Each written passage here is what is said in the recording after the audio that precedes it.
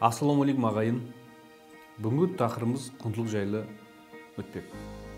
Құндылық сөзінің түп төркініне мән берер болсақ, құнды сөзінен шыққан. Құнды деп танитын дүниелер біздің өмірімізде өте көп. Алайда адамдар көбіне құнды дүниелерге материалдық заттарды көбірек құрметтейтін кезеңге аяқ басты. Құнды дүниеміздің ең елеулісі ол рухани құндылықтарымыз.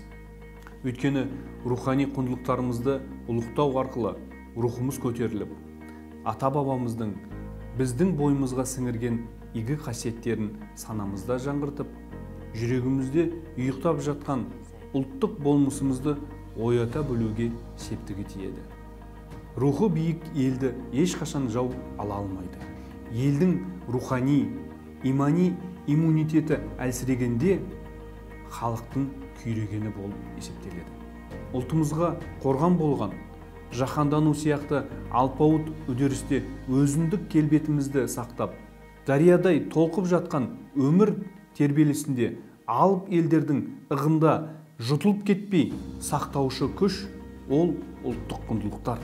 Құндылықтар уақыт тезіне төтеп беріп, адам баласының әлем жаратылғанда бірге пайда болған мәңгілік жасайтын, өзгермейтін дүние.